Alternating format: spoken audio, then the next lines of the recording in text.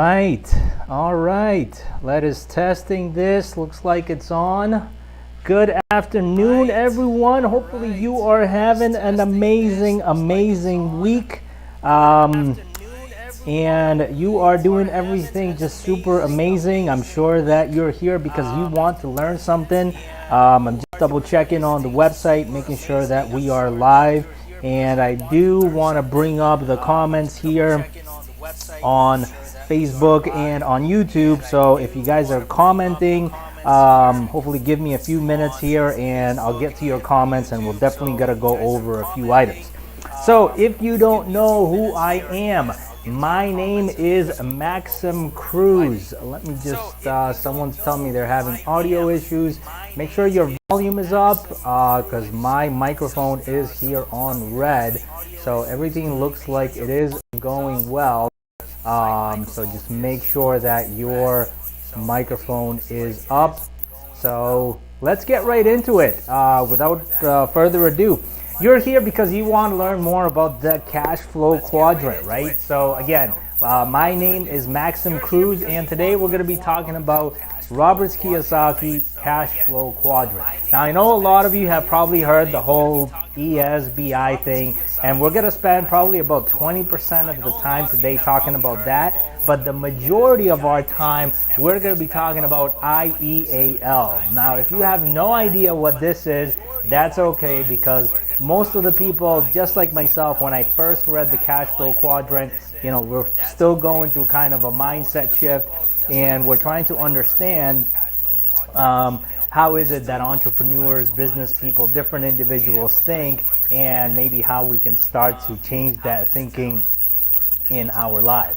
So again, I am a licensed real estate broker. This video here is for informational purposes. I'm not giving you any financial advice at all. I'm not selling you anything. So watch this video as you like. Let me know your comments below, and I'll tap into it and answer them as we go. So I am going to be referring to some notes that I took here as I was going through the book this week, and just some of the things that popped up that I kind of didn't remember. So the first thing that I do want to say that I agree with Robert is that no one cash flow quadrant is better than the other. So what do we mean by the cash flow quadrants, right? If you haven't read the book, or if this is the first time you're tuning into this, he talks about these 4 different quadrants. And again, I made this a little bit small because I don't want to spend a lot of time on this. But again, I think it's important just to go as a baseline. So bear with me if you're already past this level, and if you're brand new to this, welcome, right?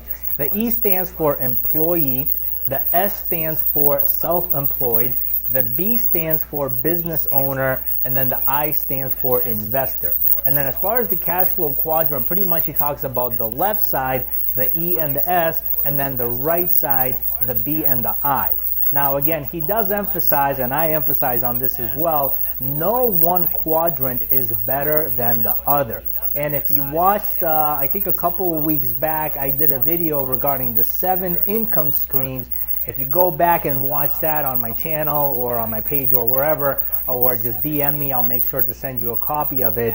If you watch that, you probably found out, hey, the average individual, they have 7 types of income streams, but no matter what, at all times, they kind of have this employee income stream where they are physically involved in putting their time, either managing the activities, checking in with different individuals, checking in with their team, right? So there's always kind of this aspect of either employee or self-employed in everything that you got going on, okay? So one other distinction here that he starts off with the book is, for example, the E, the employee, this is an individual that has a job. The S is an individual that owns a job. And again, if you've read this book, or if you've read the Michael Gerber E-Myth, you kind of understand what owning a job is. The B is you own systems and people work for you. And then the I is where the money works for you, okay? a lot of the people, myself included, you know, when you first start off on this journey or on this path of entrepreneurship, you're trying to learn and you're trying to pick up so many things and you make mistakes. Some of those mistakes we repeat it. Other people have done those mistakes as well. And you know, a smart individual, an individual that has wisdom, will try to learn from other people's mistakes and not try to make those same mistakes themselves. But sometimes, you know, you make those mistakes and hey, you know, you go through it. So a lot of the things, and I know another one of my mentors, he talks about this, is expenses. A lot of people don't know what the two biggest expenses that they have are, especially if you're on this left side of the employee or the self-employed. Let me make this in blue, so if you're taking notes here with me, if you're here. So let me check here. Does anyone here on Facebook know what's going on here? There's an issue with my microphone, some people are saying. Okay, let's try this.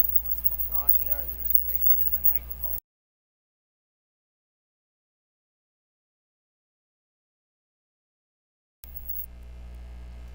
All right, hopefully that made the microphone better for those that were saying that it was a little bit too loud. Let me know if that's working for you. Okay.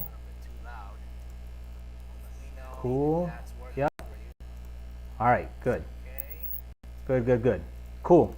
All right, so it looks like the microphone issue has gone away. So again, if you know what the two biggest expenses are, go ahead and comment. And let me see if we got anyone that's commenting here. I'm trying to bring it up on YouTube. Let's see. Trying to bring it up on YouTube here. What are we saying? What do we got going on? Okay. Cool. All right. Yes. All right. Good. I got one of them. Anyone know the second one?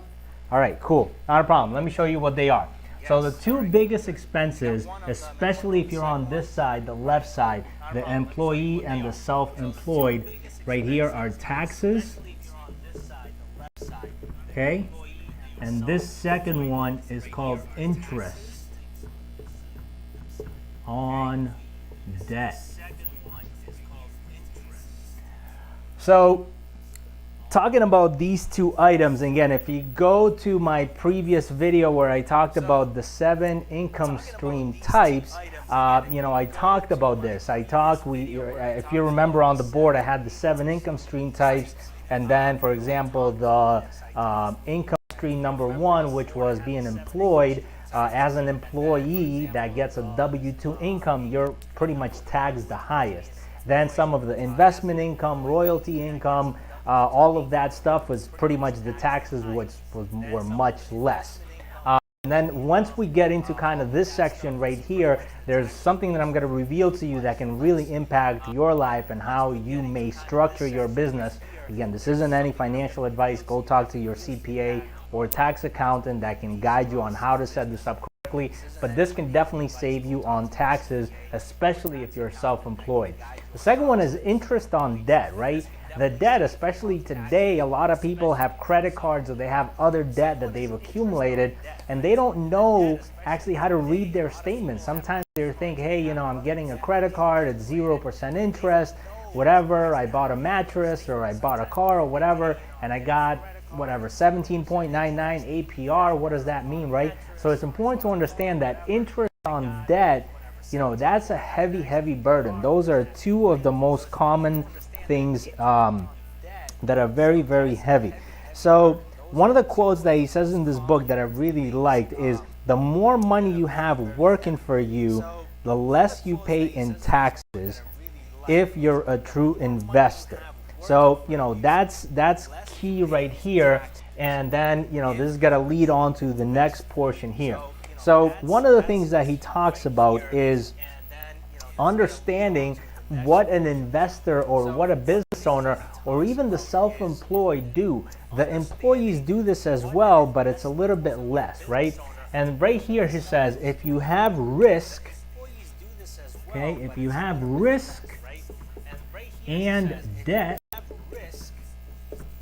you should be paid. Okay, this is again one of the lessons that he learned from his rich dad on kind of how he should structure his personal finances. Now, why is this important? Is because again, why do you think that the business owners or the investors make the most amount of money, their return on their investment? Because they take massive risk, they take massive debts and time, so they should be paid, right?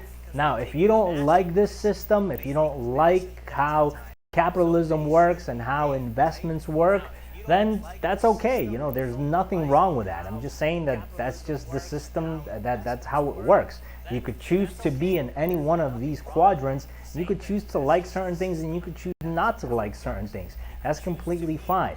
Again, the individuals, once you do earn a lot of money, or you have a lot of fame, or you have a lot of whatever you have of, right? This doesn't necessarily only apply in finances. It's what you do with what you've gotten, right? If you're a miserable person and you don't like to share anything with anyone and you don't like to give back or teach individuals how you got to the place that you've got to, that's on you, right? But again, I don't, at least personally, I don't blame others for getting to where they're getting and for having what they have. You know, they probably worked hard on it.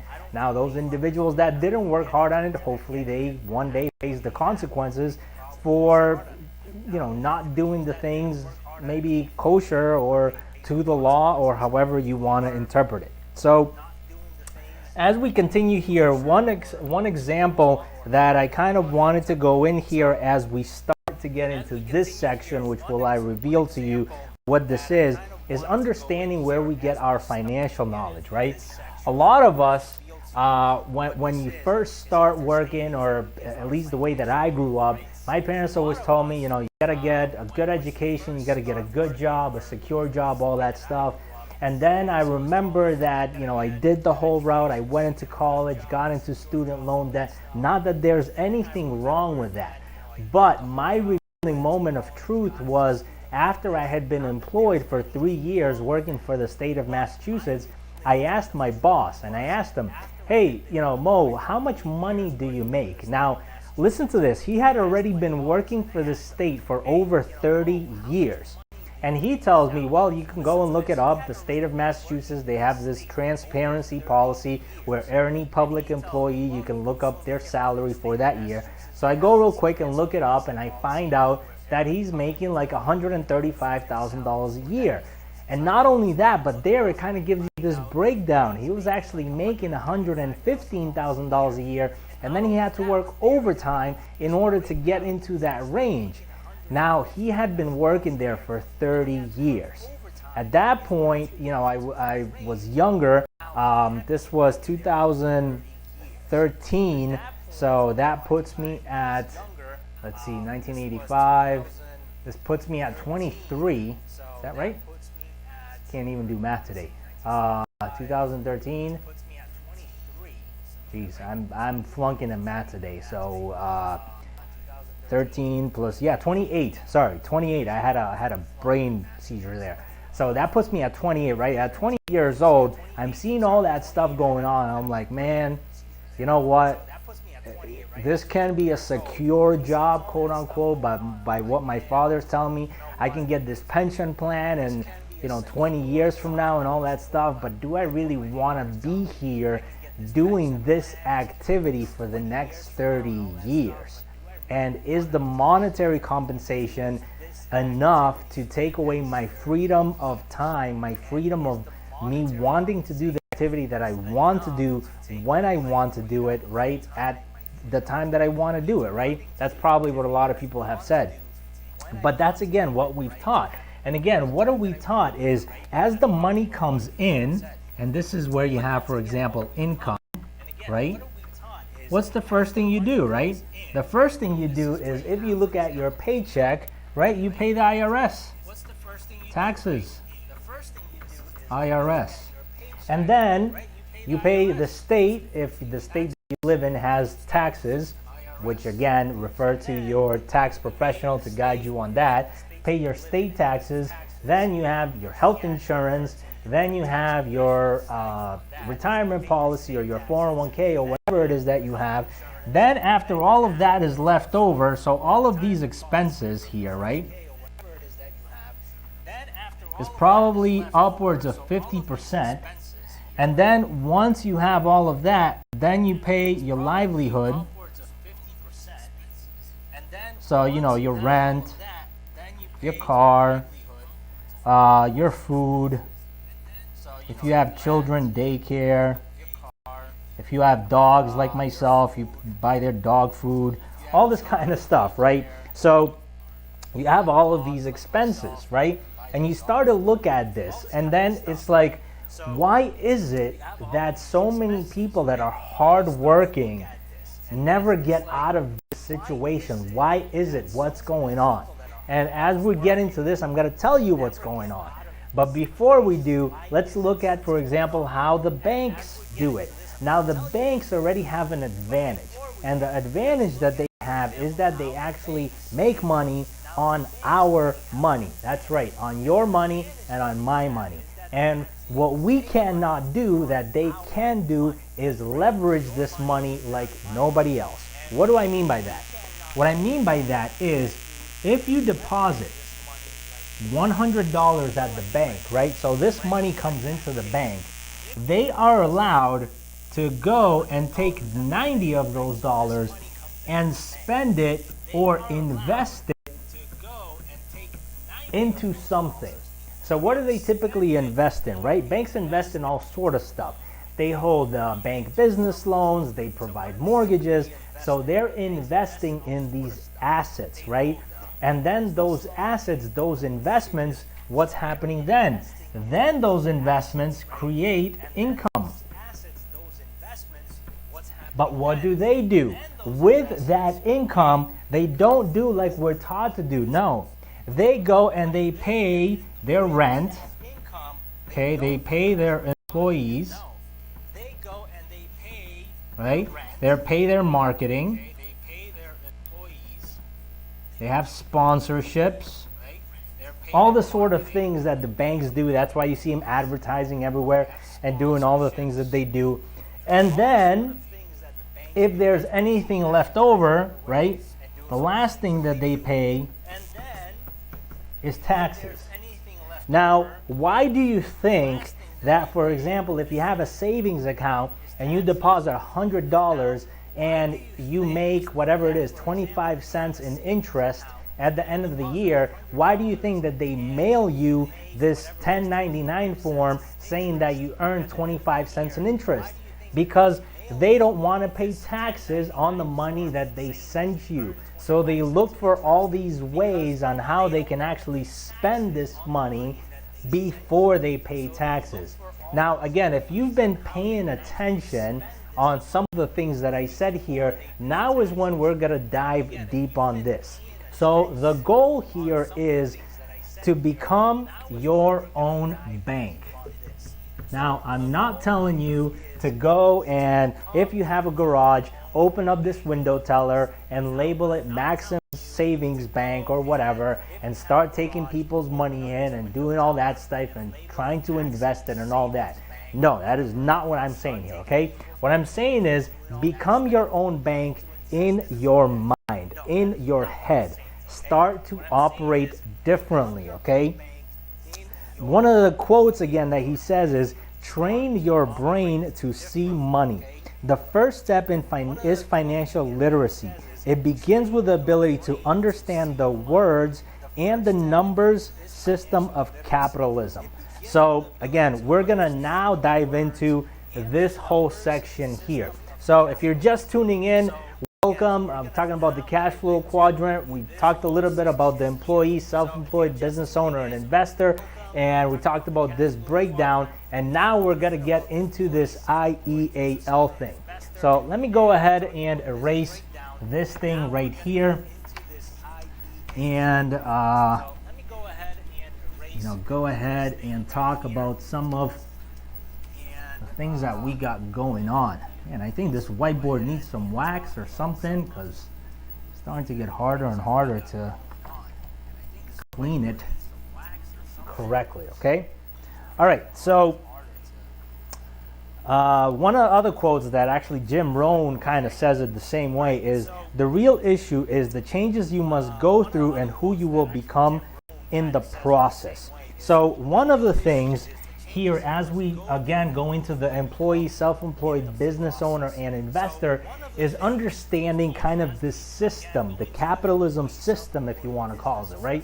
The employee works for the system. The self-employed is the system. The business owner creates, owns, and controls the system, and the investor invests money into the system. Now, the other thing that was interesting, and this is why I keep on I stopped reading a bunch of books. Now, let me just tell you why. The reason is because I kept on hearing, you know, the whole 10,000 hour rule and how to become a master of your trade. You got to do something for 10,000 hours, and how, you know, Bruce Lee says that you should fear someone that practices their kick, 10,000 times instead of somebody that knows 10,000 kicks or something like that.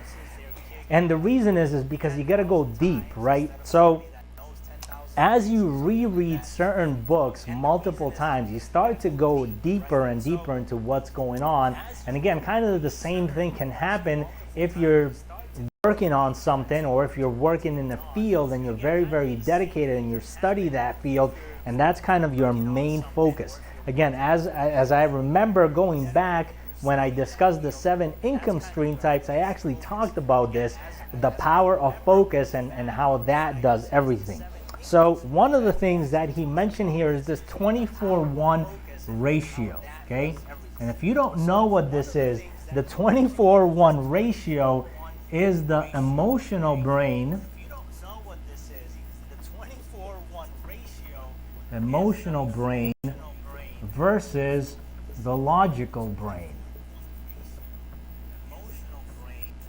And I think we are lucky today in this day and age. So let me just grab a sip of water. And I think we are lucky today in this day and age. I think we're lucky in this day and age for the reason that if you were, if you've been alive after the, the 80s or so, you probably have seen all sort of forms of advertisement. Everything from print advertising to billboard advertising to, TV advertising, now the internet advertising on the computers, then the mobile advertising, all sort of stuff, radio advertising, all these sort of things. You've probably gone through these phases where you've seen them.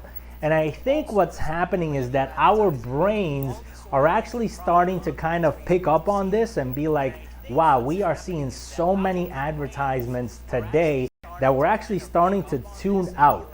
So our brains are starting to say, hey, I'm overloaded with all this information, but I got to start to tune out. But what do some of the best advertisements do, right? They pick on your emotions. And the huge companies, they know this, right? The businesses, they know this. They know that for them to get customers to spend money in their company, they have to connect with them on an emotional level. It's just not a logical decision to say, hey, my product is 99% less expensive than other products in the market. No, there's an emotional reason why you should do business with us and how we could take care of your problem. And that's why I really respect business owners and investors, because down in the deep core, a lot of their morals is aligned with that. A lot of their morals is ingrained into them, saying, hey, you know what? Solutions above profits, right? What does that mean? The customer needs to get the solution. Yes, we're gonna make the profit. The business has to be profitable in order for it to continue, but the product has to be good. The service has to be good. It has to solve the problem. Now, if you're just ripping people off and your product or your solution isn't providing a solution, you're gonna go out of business, right? That's just what ends up happening. So understanding the emotional versus the logical brain is gonna allow you to kind of go in and open your eyes and train your brain to see money. Another quote that he says here, when going from the left side to the right side. So again, going from the employee or self-employed to the business owner or the investor, we need to be adults. What being an adult means is knowing that you have to do, knowing what you have to do and doing it, even though you may not feel like doing it, right? So the next thing, which is, again, I know I'm going a little bit long, rambling here on this video, but the next thing we're going to look into is this whole IEAL, and this is really where we're going to spend our time on today, whatever time we have left here. So the IEAL. Now, again, if you remember on the previous few minutes ago, as I was talking about, you know, how we typically earn money and how we spend money versus how the banks do it. Again, the IEAL stands for income. Okay, income. See, income. Okay, this one's horizontal and this one's vertical. Perfect. Want to make sure I get this right. The EX for expenses. Okay. And then right here we have assets and liabilities. All right. This is hugely important, okay? And if you haven't gone to any sort of financial school or any financial training like myself, it takes time to understand this concept. I don't think that it takes a lot of work to understand income versus expenses. I think if you are somewhat decent at using a calculator, you can kind of figure out, hey, if I have $10,000 coming in per month and I spend $6,000 coming in per month, you know, I should be okay, depending on what your definition, how you define what your financial plan is. Now, if you have the same $10,000 coming in per month and you spend $12,000 per month and you have no additional savings or no additional sources of revenue, and you continue to do that, you know, it's not feasible. It's not possible. You can't make something out of nothing, right? Especially when we're talking about just tangible items, right? We can't take $10,000 and spend 12, right? The only way that you can do that is by taking, you know, credit cards or loans or all this stuff, but all that stuff you got to pay back, okay? So again, incomes and expenses, that's one thing.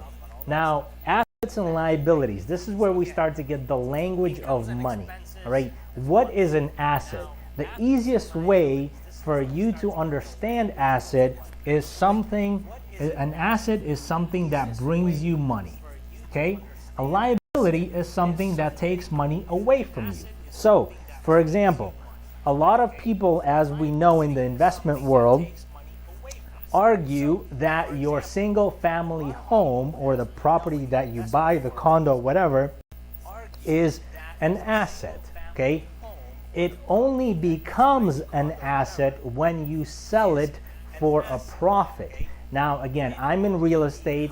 I used to be in the residential market. Now I primarily focus in the commercial market, so I understand this very well. And let me explain this to you, okay?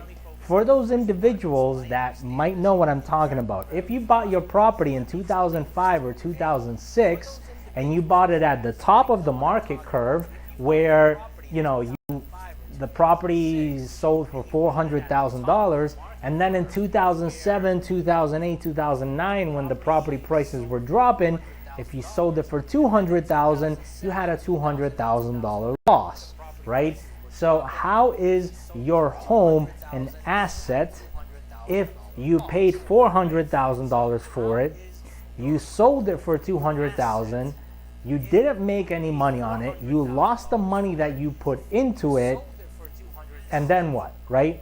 Now, it's a little bit different, for example, with land or other properties where you might say, okay, because of appreciation or forced appreciation where you actually improve your property, yes, my home is an asset because whatever, I bought land in the middle of LA or New York City or downtown Miami in 1975. I didn't redevelop that land. Everything around it has happened, and now the little land that had this little home is worth $2 million with the house on it because of the potential value of what can happen. You bought it for, I don't know, $20,000 in 1975, and now it's worth, $2 million because of where it's located. In that sense, yes, it becomes an asset at the moment that you sell. Because guess what?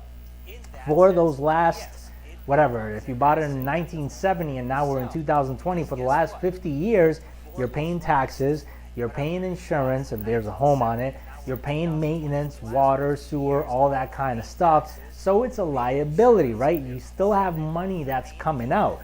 So you almost have to take what the 50 years worth of maintenance cost or the holding costs were, plus your purchase price. Then when you sell it for, let's say, $2 million, if the 50 years, every single year it costs you $10,000 to hold this property over 50 years, that's $500,000, right? Plus the $50,000, that's $550,000. If you sell it for $2 million, sure, that becomes an asset because you have appreciation, all that kind of stuff, right? But again, in the sense where the same property, let's say in the 70s, you bought this property for $50,000. You lived in it for 50 years and it cost you $10,000 between taxes, water, insurance, maintenance, all this stuff. It cost you $10,000, and then you sold it for $100,000. Was it really an asset when you spend $500,000 over 50 years? Plus the $50,000 that you went into, you spent $550,000, and now the cash that you got back out of it was $100,000. Like, do you see where this is going? Now, again, I did a video a while back that I got some heat for, and I mentioned how your home can be an asset if you view it from a cash flow point of view, and I'm gonna get into that now as we start to talk about cash flow, right? But again, just understanding income and expenses and assets and liabilities. And typically, when you look at businesses, they run the same exact way, right? For a business, they call this a profit and loss. And the assets and liabilities, this right here, is called a balance sheet. Okay, there's a little bit more involved in it, but kind of simple. Just understands that there's always kind of two sides to the story. You have your actual numbers for the money coming in, going out, and then you have kind of an overall view of the balance sheet of everything that the company has, its assets and its liabilities. So in the cash flow quadrant, again, a lot of people focus on this. They focus on the whole thing, changing your mindset from employee to being a business owner and all this stuff, but they don't focus the time saying, okay, I've changed my mindset. That's it. I don't want to work for anyone. I don't necessarily want to have, I don't want to necessarily drive for Uber or have my own company doing this or be a salesperson. I want to develop a business where if I go away for a year, that business continues to operate, continues to bring me in money, or I want to become an investor where, I can use my own money or I can use other people's money in order to, buy something at one price, sell it at another price, hold it for a certain period of time, X, Y, and Z, business, all that kind of stuff, right? So they don't spend a lot of time on this, but I think this is where the kind of the how-to is really laid out, because this is like the mindset, right? This is switching, saying, okay, well, let me switch my mindset now. How do I do it? And that's where I know Robert Kiyosaki has gotten some criticism where it's like, okay, well, thanks for letting me know that this is possible, but what's the next step, right? How do I do it? So now we're going to focus on actual, how do you do this stuff, right? Now that you understand income and expenses, assets and liabilities, there's another word that I want to add in here, which might be in his book, but the other thing, it might be in his book, it might not be, but I've learned this through time, is discipline. to say no.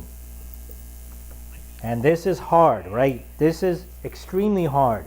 I don't care, where you're from, what you're doing, what you have done. I know that this is hard because this has even been hard for myself, right? Discipline to say no. Let me see if we have any comments or any questions so far. Let's see here. No comments or questions. Good. Okay. If you have any comments or questions, go ahead and post them. I'll be going through them at the end here as we wrap up this video. The discipline to say no. And what do I mean by this? We all have this kind of like microwave mentality where it's so fairly easy to get credit, to get a loan on a car, to get a loan on a house, to do this, to do that. And then all the time, what ends up happening, if you look at your personal life and your income is here, your expenses are here, and then your assets and liabilities, your assets are like this, but your liabilities are like this. Okay? And I'm kind of trying to use drawings for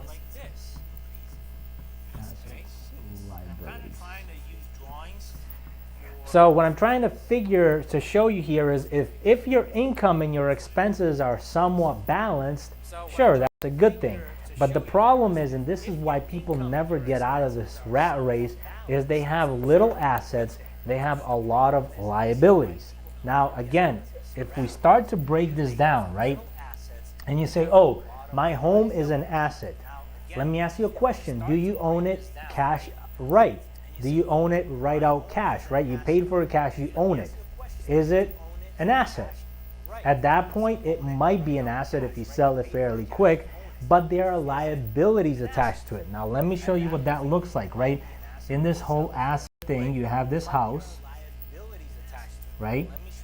And let's say this house here with this nice red door or black door, whatever it is worth $100,000. Now, typically you do this thing for a year, right? So for you to have this, you actually have a liability. The first one, liability. The first one is taxes, okay? So you got to pay property taxes. And if you don't believe that your house is an asset, stop paying your property taxes and see what happens within, 24 to 36 months. We'll see how much of an asset you'll have left over. So the first thing is property taxes. So you have $5,000, let's just say, in property taxes. Then you have this thing called homeowner's insurance, which again, if you own some sort of asset, it's probably a smart idea to have some sort of insurance on it, just in case somebody was to trip and fall on your property and they sue you for damages, or the house burns down and all your belongings are gone. Well, you lost all of it. So let's just say that number is $2,000. Next, what else do we need, right? We need to do water, right? Because you need some sort of, food, water, and shelter, this kind of thing. So you have water. So let's just say that's $1,000 a year. And then what else do you have? You have some sort of maintenance. So if you live in the colder climates, you probably have a heating system. You probably have, snow plowing, roof leaks, toilet leaks, electrical things, all this stuff. Or if you live down in the warmer climates, right, you have an AC system, you have bugs that come in, exterminators, all of this stuff, right? So let's say on an annual basis, let's just be a little bit conservative, and let's just say you spend about $2,000 a year on maintaining all of this stuff, right? So just on this property, when you add it all up, right, you have, that worked out well, $10,000 of liabilities. So what ends up happening? What ends up happening is that your actual net worth, which is kind of how you figure out your net worth by taking your assets, taking your liabilities, and seeing if you're liquid, your actual net worth is $90,000, because the asset that you have is this property that its market value is potentially $100,000. That's kind of what it's worth if you were to sell it today, minus your liabilities was $90,000. Well, that's pretty good, right? But then again, in the example that I gave you earlier, okay, In the example that I gave you earlier, let's just say that this is year 1 and we're going to go out 20 years. Now, I don't know if you know anything about construction, but I used to have a construction company. So if you're paying $5,000 in property taxes, $2,000 in homeowners insurance, $1,000 for water and sewer, $2,000 for basic maintenance and repairs, in 20 years, you don't have something that's called renovations or capital improvements, as it's considered in the real estate world. So guess what? In 20 years, think about purchasing a home that was built in the year 2000. It probably doesn't have granite countertops. It probably doesn't have stainless steel refrigerators. The kitchen vanity is probably 20 years old and it might look at it, right? The flooring is probably this nice beige tile or this laminate flooring that's got 20 years of use. The windows are probably 20 years old. The heating system and the cooling system are probably 20 years old, right? So what I'm trying to tell you is that all of this stuff, the $2,000 is just basic maintenance. But let's just say that that was the case. In 20 years, let's just say that your property appreciated 100%. So now in 20 years, this property, right, that you have, that you bought cash for $100,000, so you didn't have a mortgage, is now worth $200,000, right? And let's just say that your liabilities is still $10,000 for the year. How likely is that to happen? Very unlikely, because I can guarantee your property taxes probably fluctuated throughout the years. You know, your insurance definitely fluctuated.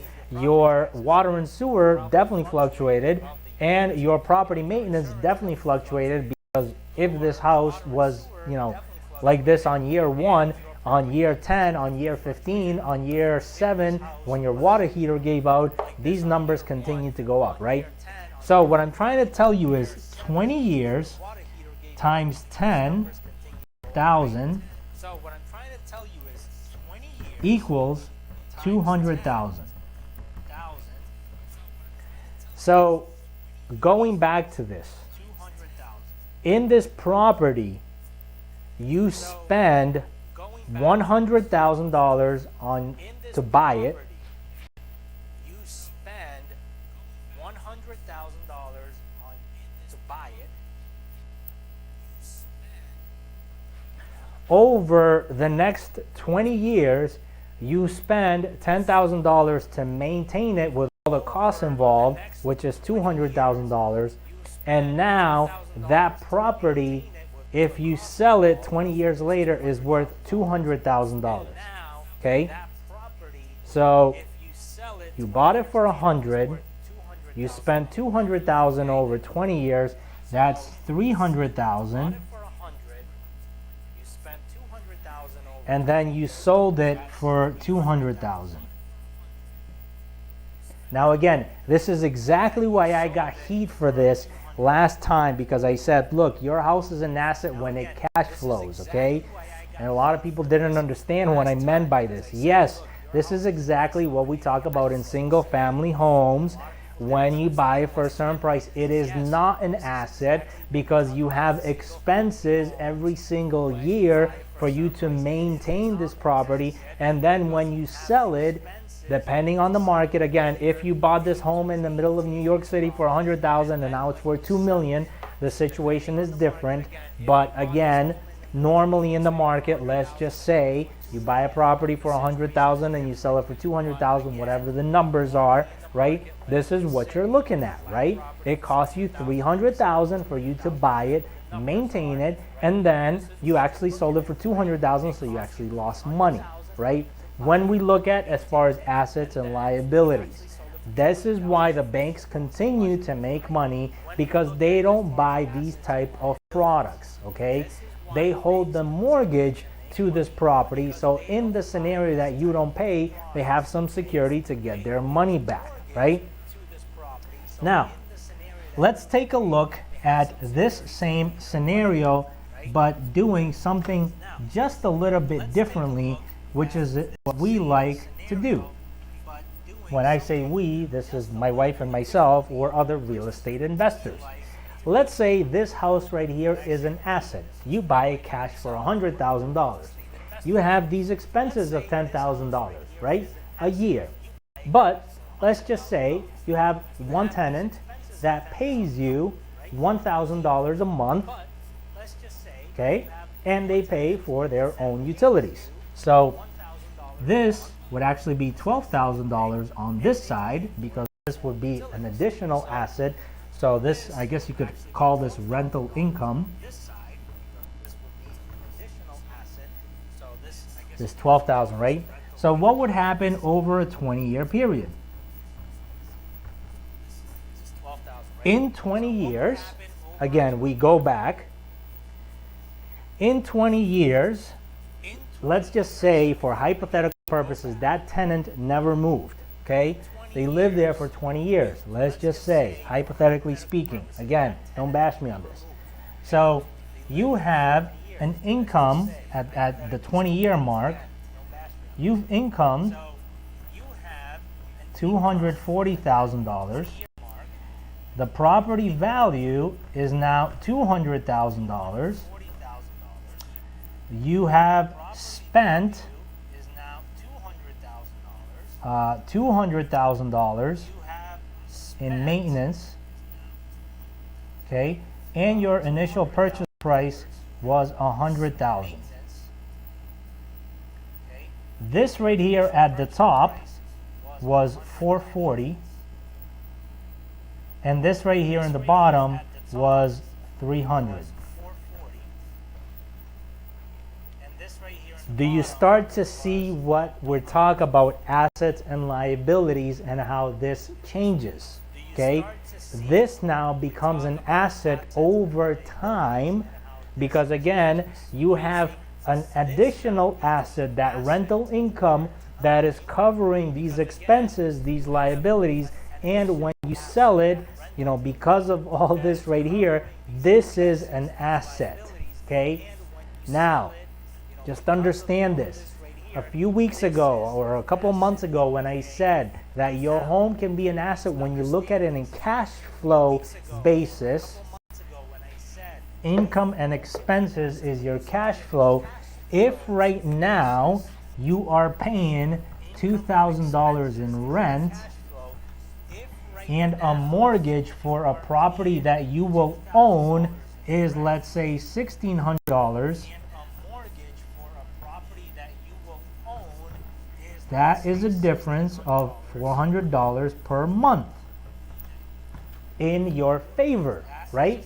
So per a cash flow basis in a market where the rental values are high, the mortgage values, the mortgage payments are low, you are better off when you look at it as cash flow to own a unit, okay? This does not include these other expenses, so you have to factor it in here, okay? So again, this varies. But the most important thing that hopefully you have learned today is the difference between income and expenses and assets and liabilities. The way, again, that the banks do this is what they have, okay, is they have a note to the property that you have. Okay, and that note is an asset. So what ends up happening? They get interest payment that comes into them to the income. Then they pay off their liabilities, and then after that they pay off their expenses. Same thing, I told you here on the ENS, this can greatly help you right here. Again, this is not financial advice. I am a real estate broker. I'm not a tax professional, but this is how I understand it. And this is how at least we've structured some of our businesses, okay? As an employee, you have no choice. The company that you work for typically pays you as a W-2 employee. Now, if you're a salesperson, they probably pay you as a 1099 commission salesperson, right? as a contractor who gets paid when you perform certain services and you get paid on that. Now, if you're getting if you just have W-2 income, I don't care what it is you do. Maybe you make the best, I don't know, macaroni and cheese. Maybe you drive Uber. Maybe you do something. Get something where you can have some sort of 1099 income. The reason is again, taxes, okay? When you're an employee, you have little tax breaks that you can do. When you're self-employed or you're a business owner, and if you structure it correctly, just like we put here, first you get the income, then you pay your car, then you pay your oil changes, then you pay your cell phone, then you pay your baking dish for you to make that mac and cheese dish, whatever the thing it is that you do, right? And then after that, you pay your taxes. At the end, well, not at the end, every quarter you're supposed to mail them an estimated payment. You pay your taxes, right? A lot of individuals don't understand this, and they're so happy when they're getting their tax refund, which typically is just money that they've overpaid that they would have paid for anyways, right? So it's actually the government making money with your money because they're utilizing this same system, okay? So going back to this, I know I've made this video a little bit long. The most important takeaway here is understanding income and expenses and assets and liabilities, okay?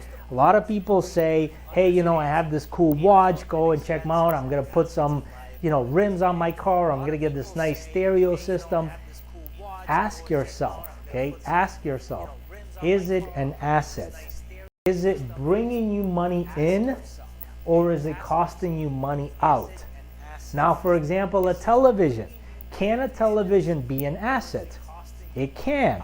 If you're gonna use the television to, let's say, instead of this whiteboard, I'm gonna buy a 75-inch TV that has touch screen capabilities, and I make educational videos, or I make marketing videos, or I use it to the benefit, or I take that same TV and I resell it, that point, a TV is an asset because it's creating you money. Now, if you're gonna go and buy a $3,000, I have no idea what TVs cost nowadays. I haven't bought a TV in, I think, like 7-8 years. So whatever, have your opinion on me, go ahead at it. So again, if your TV is there to just watch, you know, football Fridays and take your time out of your schedule, time is also an asset that you have, right? So it's taking money away from you. It's taking time away from you. I'm not telling anyone to stop watching TV. I'm not telling anyone to stop watching Netflix or whatever, but these are the things that you could do. Now, again, same thing with expenses. In today's day and age, more than ever, I think it's very important to understand where you are right here and face your cash flow. Are you cash flow positive? If you're cash flow positive, how can you become more cash flow positive? There's only two ways you can become more cash flow positive. Get more income or get less expenses, okay? And sometimes, especially in business scenario, you take on more expenses to get future income, but you need to have a good plan, okay? So again, there's nothing wrong with maxing out your credit cards and going out there and buying an educational course, which I'm not selling. I don't sell any products and none of this stuff, right? I give you all of my stuff for free.